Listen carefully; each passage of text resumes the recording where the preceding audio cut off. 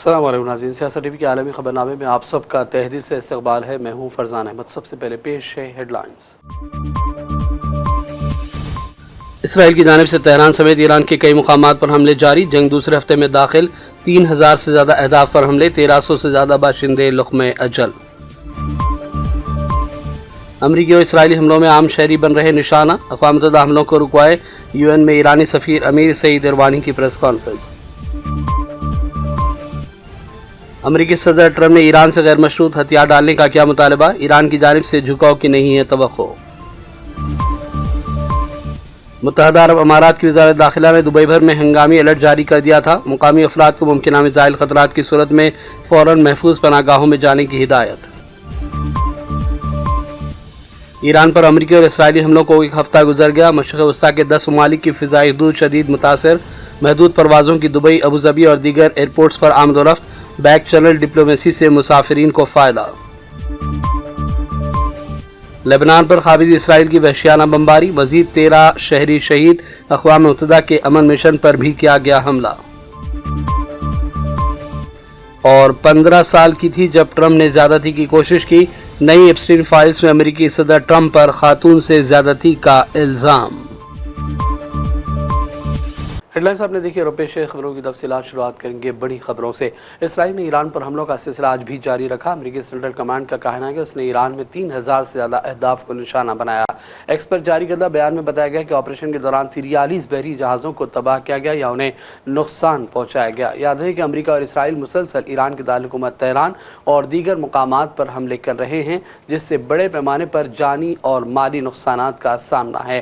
آج تہران کے بڑے بین الاقوامی تجارتی ہوائی اڈے پر حملے کی اطلاعات ہے۔ سوشل میڈیا پر شیئر کردہ فوٹیج میں جلتے ہوئے طیارے اور دھوئیں کے بڑے بادل مہرآباد ایئرپورٹ پر دکھائی دیے، جو ایران کا سب سے مصروف ایئرپورٹ ہے۔ ایرانی سرکاری میڈیا بھی رپورٹ کر رہا ہے کہ ایئرپورٹ کے کچھ حصے کو نشانہ بنایا گیا۔ اسرائیلی فوج نے کہا کہ وہ ملک میں وسیع پیمانے پر نئے حملوں کی لہر شروع کر رہی ہے۔ اس سے قبل 4 مارچ کو بھی اسرائیل نے ایئرپورٹ کا نشانہ بنایا تھا۔ ابھی یہ واضح نہیں ہے کہ ایئرپورٹ کے کون سے حصے کو تازہ حملے میں نشانہ بنایا گیا۔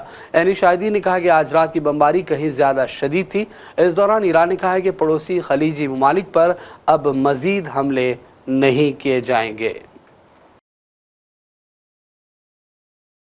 اقوام متحدہ میں ایرانی سفیر امیر سعید اروانی نے کہا ہے کہ گزشتہ ہفتے سے اب تک امریکی اور اسرائیلی حملوں میں 1332 شہری لقمۂ اجل بن گئے۔ نیو یارک میں میڈیا سے گفتگو کرتے ہوئے انہوں نے کہا کہ اعداد و شمار ایرانی ریڈ کرسنٹ سوسائٹی کے ہیں، ان میں خواتین اور بچے بھی شامل ہیں۔ ان کا کہنا ہے کہ ہزاروں افراد زخمی ہیں اور یہ نمبر مسلسل بڑھ رہا ہے۔ جان بوجھ کر اسکولوں، ہسپتال اور شہری انفراسٹرکچر کو تباہ کیا جا رہا ہے۔ امریکہ نے شہری انفراسٹرکچر کو تباہ کرنے کے الزامات کی حالانکہ تردید کی، لیکن اس کا کہنا ہے کہ ایران میں اسکول پر بمباری سے متعلق جانچ جاری ہے۔ ایرانی نمائندے نے کہا کہ یو این مداخلت کرے اور ایران پر حملوں کو روکا جائے۔ All to this criminal war, the Council has remained silent. It has chosen to turn a blind eye to these grave violations, despite its primary responsibility under the Charter of the United Nations to maintain international peace and security. According to the latest report of the Iranian Red Crescent Society, at least 1,332 civilians, including women and children, have lost their lives so far. Thousands more have been injured, and the number continues to rise. We reiterate our call on the Security Council and Secretary General to condemn the aggression, war crimes, and crime against humanity that are being committed by the United States and the Israeli regime against our people, to force the aggressor to put an immediate end to all crimes and military attack against Iran and against civilian and civilian infrastructure, to ensure accountability for these grave violations of international humanitarian law and war crimes. We continue to exercise our inherent right to self-defense under Article 51 of the Charter of the United Nations until this aggression and this barbaric attack stop. We are currently investigating the allegation regarding a strike on non-military sites. Our initial assessment indicates that some of these incidents may have resulted from the interceptions or interference by the United States defense system, which could have diverted from intended military targets. Under international law, every state has a clear obligation not to allow its territory. امریکہ کے صدر Donald Trump نے ایران سے غیر مشروع ہتھیار ڈالنے کا مطالبہ کیا ہے کیونکہ امریکی اور اسرائیلی فوج کی جانب سے حملے مسلسل جاری ہیں۔ ٹرمپ نے کہا کہ امریکہ اور اتحادی ایران کو قابل قبول نئی قیادت منتخب کرنے کے بعد معاشی طور پر پہلے سے کہیں زیادہ بہتر بنائیں گے۔ یاد رہے کہ جنگ دوسرے ہفتے میں داخل ہو گئی ہے اور ابھی واضح نہیں کہ سپریم لیڈر علی خامنہئی کی ایک ہفتہ قبل شہادت کے بعد ایران کا کیا مستقبل ہوگا۔ امریکہ کن شرائط پر تہران کے خلاف اپنی جارحیت ختم کرے گا جس نے پورے خطے میں انتقامی حملوں کو جنم دیا ہے۔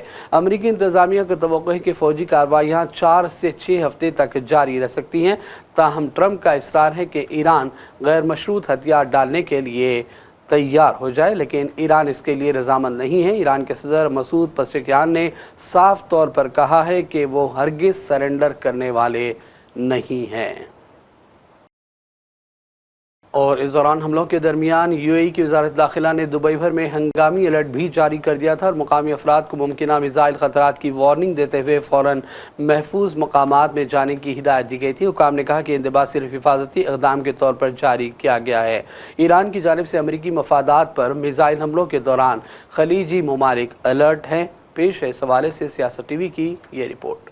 متحدہ عرب امارات کی وزارت داخلہ نے دبئی بھر میں ہنگامی الرٹ جاری کیے اور مقامی افراد کو ممکنہ میزائل خطرات کی وارننگ کے بعد فوراً محفوظ پناہ گاہوں میں جانے کی ہدایت دے دی ہے۔ دبئی کے رہنے والوں کو موبائل الرٹس موصول ہوئے جن میں ممکنہ میزائل حملوں کے خطرات سے خبردار کیا گیا تھا۔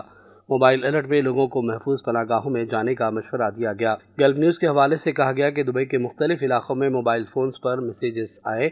پیغام میں وزارت نے عوام کو ہدایت دی کہ وہ فوری طور پر قریبی محفوظ عمارت میں منتقل ہو جائیں اور مزید ہدایت تک کھڑکیوں، دروازوں اور کھلے مقامات سے دور رہیں۔ الرٹ میں یہ بھی کہا گیا کہ موجودہ صورتحال اور ممکنہ میزائل خطرات کے پیش نظر فوراً کسی محفوظ عمارت میں پناہ لے لیں۔ حکام نے زور دیا کہ انتباہ صرف حفاظتی اقدامات کے طور پر جاری کیا گیا اور اس پر فوری عمل کرنا ضروری ہے۔ یو اے ای کی وزارت نے شہریوں کو خبردار کیا کہ وہ اپنی شخصی حفاظت کے مقابلے میں سوشل میڈیا کو بالکل بھی ترجیح نہ دیں، کیونکہ اطلاعات کے مطابق کچھ افراد ہنگامی اطلاعات ملنے کے بعد ویڈیوز بنانے کے لیے اپنے گھروں سے باہر نکل پڑے یا پھر اپنی گاڑی بھی روک دی۔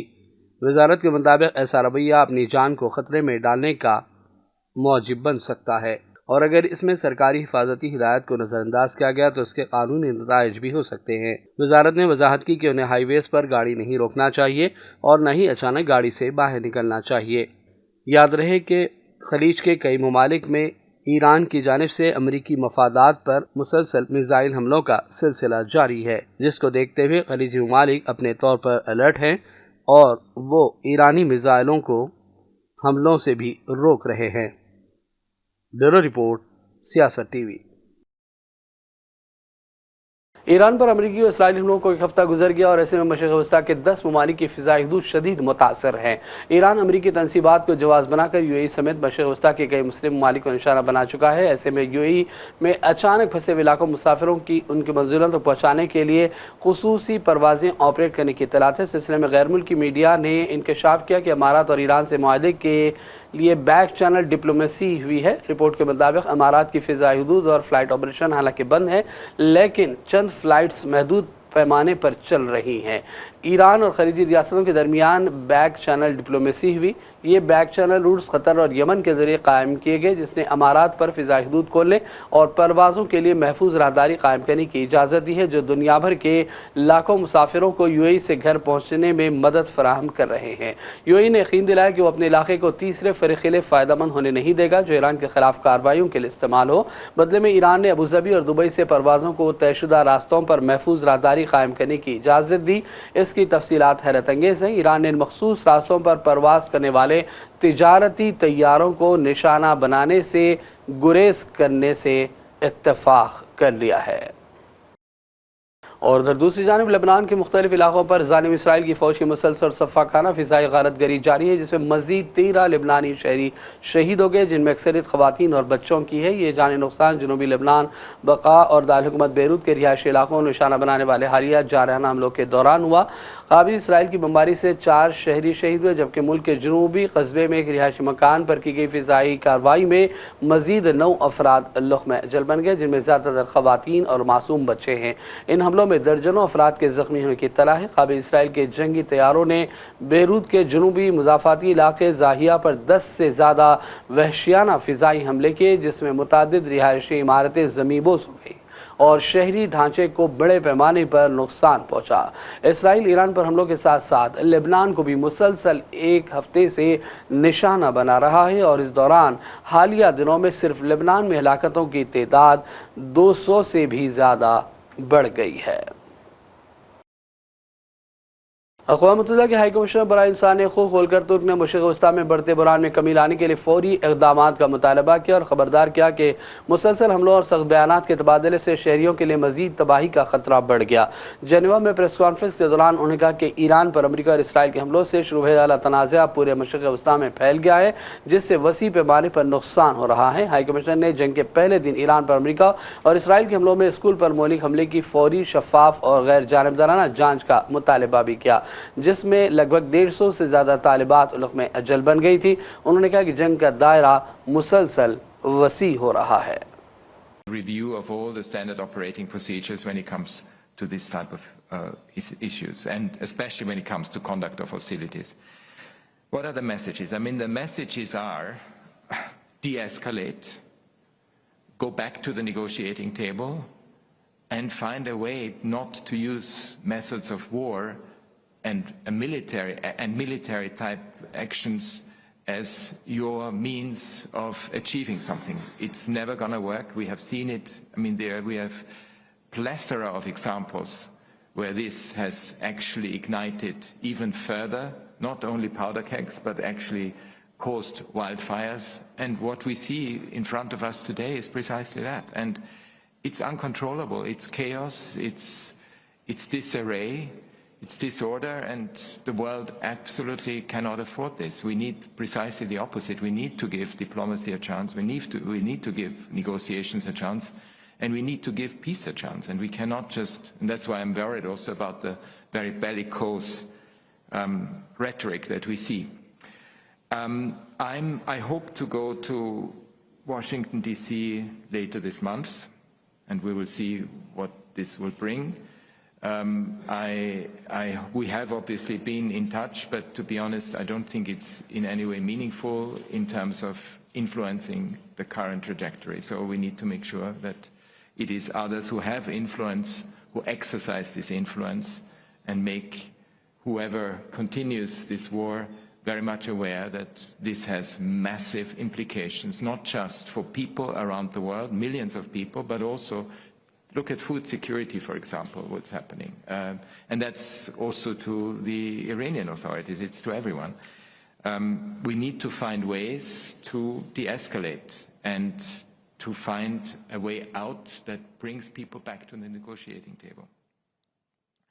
Was it preventable? Of course, we always think. خواتین اور بچوں سے جنسی استحصال کے حوالے سے بدنام زمانہ امریکی جیفری ایپسٹین سے جڑی نئی فائل میں امریکہ کے صدر ٹرمپ پر ایک خاتون سے جنسی زیادتی کا الزام سامنے آیا۔ برطانوی اخبار کے مطابق ایف بی آئی کی جاری کردہ نئی فائل سے پتہ چلا ہے کہ خاتون نے ٹرمپ پر الزام لگایا کہ انہوں نے 80 کی دہائی میں اس کے ساتھ جنسی زیادتی کی۔ خاتون کے مطابق تب اس کی عمر 13 سے 15 سال کے درمیان تھی۔ جیفری ایپسٹین سے ایک امیر شخص سے ملوانے لے گیا، جسے اس نے بعد میں ڈونالڈ ٹرمپ کے طور پر شناخت کیا۔ خاتون نے بتایا کہ ٹرمپ نے کمرے میں موجود دوسرے لوگوں کو باہر جانے کو کہا، جس کے بعد ٹرمپ نے خاتون کو زبردستی جنسی عمل پر مجبور کرنے کی کوششیں کی۔ خاتون نے مزاحمت کی اور ٹرمپ کو جسم کے ایک حصے پر کاٹ لیا۔ خاتون کے مطابق ٹرمپ نے غصے میں آ کر اس کے بال کھینچے اور مکہ بھی مارا۔